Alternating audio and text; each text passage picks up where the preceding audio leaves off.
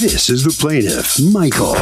He says he loaned the defendant money so he could throw a party at an empty warehouse in Brooklyn, New York.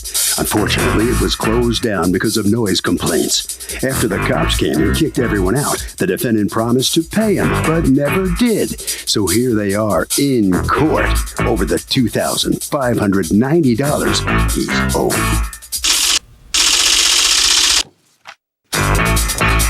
This is the defendant, Ankit Patel. He says he picked the wrong day to have a party because unbeknownst to him, April 20th is 420, National Marijuana Day. And the cops shut him down 30 minutes after it started, thinking they were going to make a big drug bust or something. The plaintiff took it upon himself to steal all the money they made at the door and took off in the middle of the night with all his cash. Now the guy is suing him? Please. He's accused of being a dope.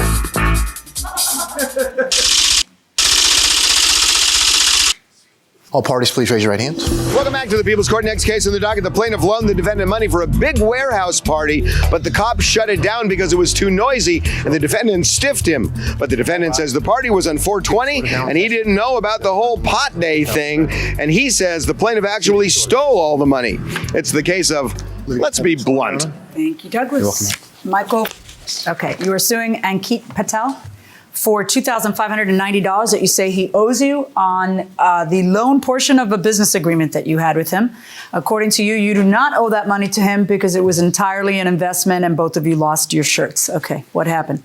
So Ankit and I met in late 2011 in the fall, and we were friends. We were introduced through a friend of a friend, and we started talking about possibly doing this nightclub style event together. And this event would be dancing, drinking, live DJs, etc. And why were you talking about that? I had previously been involved in a similar type event, and so Ankit approached me. He wanted me to help manage his event. Okay, and the event that you had been involved in, was it in order to make money or was it in order to have a party? Kind of both? Okay, yeah, and did you make money? Yes. How much money did you make? About $1,000. Okay, so go ahead. And so we were talking back and forth for several months. Ankit was trying to figure out the correct time to do it, and he was trying to sort of get everything together. And we were going back and forth just trying to sort everything out. So after several months of negotiations, eventually on April 5th, we met. Ankit signed a contract. Well, originally it was going to be when? In December? Yes. Of 2011, but then you couldn't get it together in time, so then the date for the party was chosen to be April 20th. Correct. Which happens to be my brother's birthday and... 420. What is it? Pot Day. Pot Day. Yeah. Right? National Pot Day or Worldwide Pot Day? I'm going to go with worldwide. I don't know. I don't know the answer to that. Is that an American thing? I have no idea. I don't know either. All right. You both probably know and you won't tell me. Okay, go ahead. So go ahead. So we met and we signed a contract, and I gave him a check for $3,000.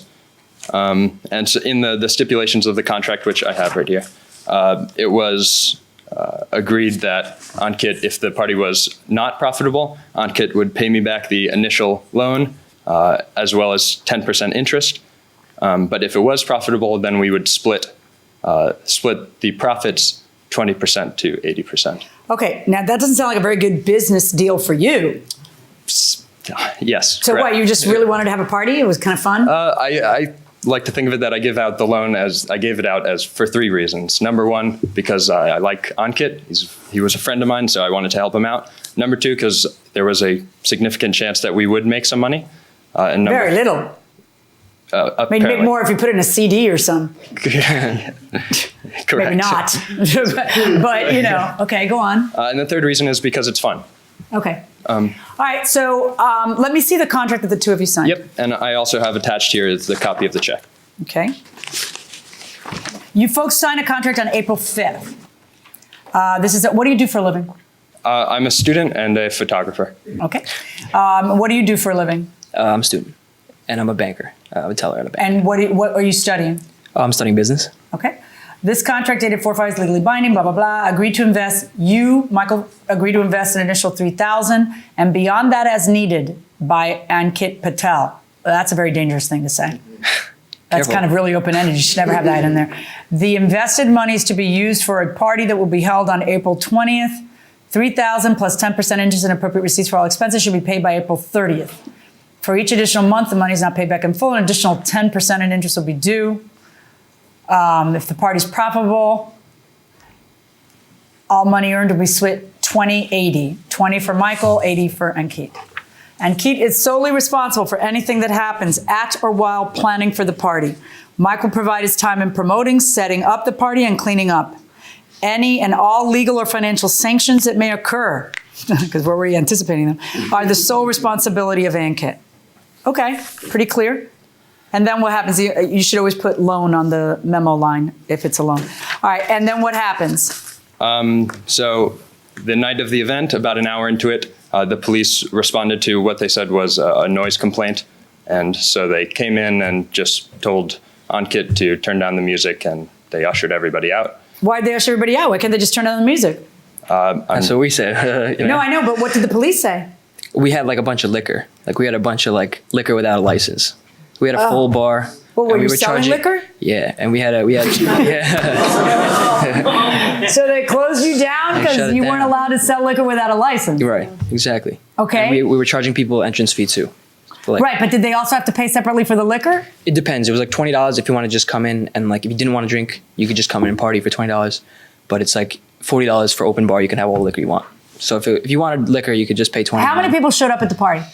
Not a lot. Got shut down really quick, like 30, 40, maybe 50. 30, 40. Yeah. And how many people were you expecting at the party? 600, 700. Oh my something goodness. like that.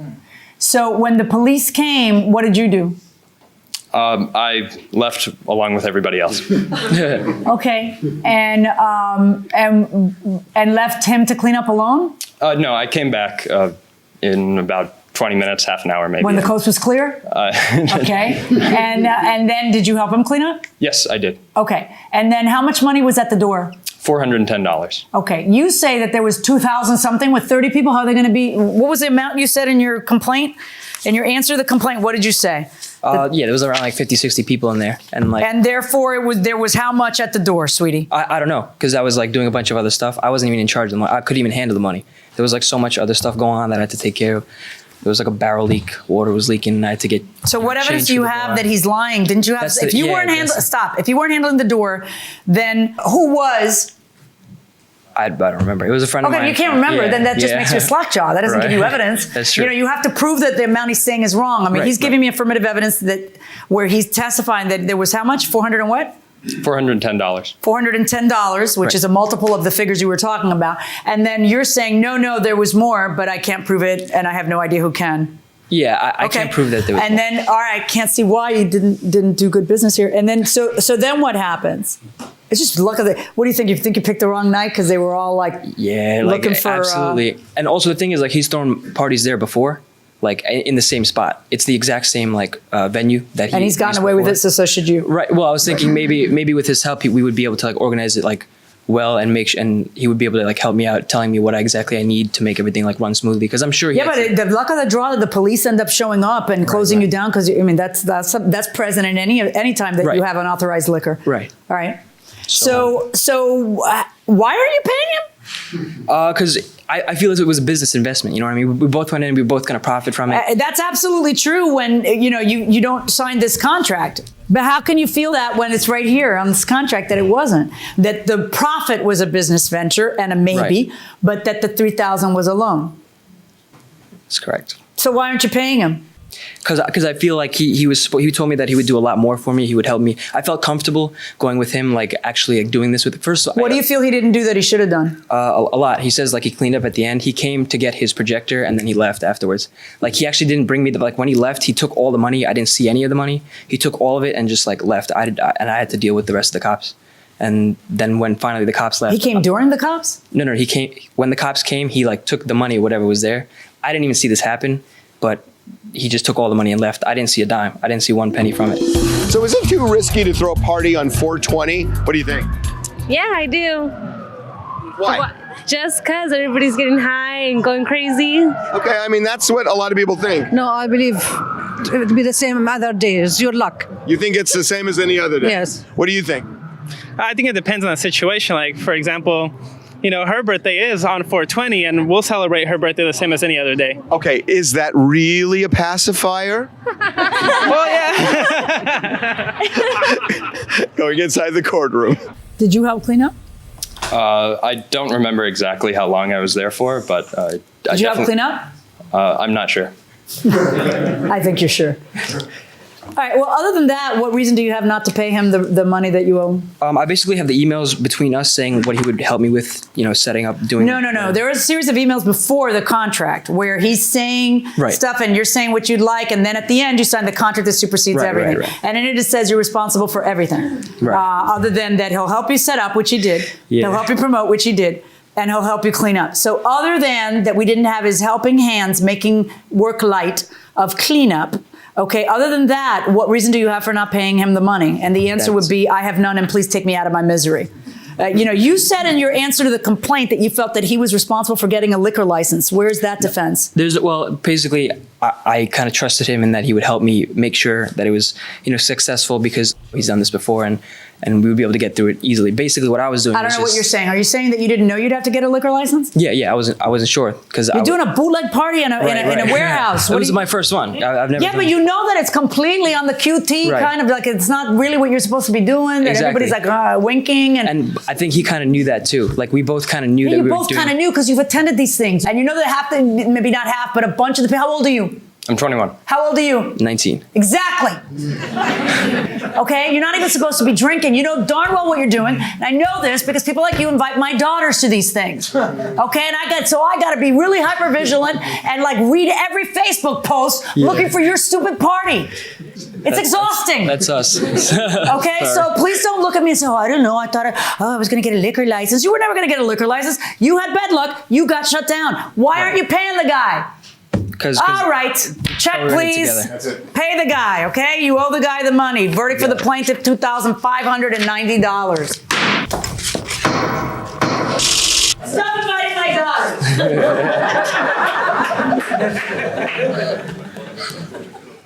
All right, the defendant, Mr. Party Host, first out here. Step on in. I'm good. What do you think of the outcome of the case? You have to pay, of course. I think he deserved it. You signed the document. Right, you signed the contract. He deserved it. He really does deserve it. Okay. He's a good guy. We're friends. You know what I mean? I don't want to stiff him over. I was just kind of like a little hesitant to pay him at first because I wasn't sure, These are risky events, right? Yeah, very risky. To promote? Yeah. And is this the business you're in? Not really. We just do it on the side, I work at a bank myself, but it's just something we can do to have fun, make money. I'm a DJ, so I just love performing in front of crowds. So this was your first one. It didn't go so well. Will there be a second one for you? There will be multiple. All right, watch it for the Facebook posts. Yeah. Okay, head right down this way. All right, so come on in here. You guys are partners, would you say? No. No? Will you do business with him again? No. Why not? We're friends, and that's it. Really? Well, you did back him one time. Why wouldn't you do it again? It was the most expensive class I've ever taken. All right. What'd you learn? I learned not to give out loans. You're not going to be in this party promoting business? Probably not. Probably? Definitely not. Harvey?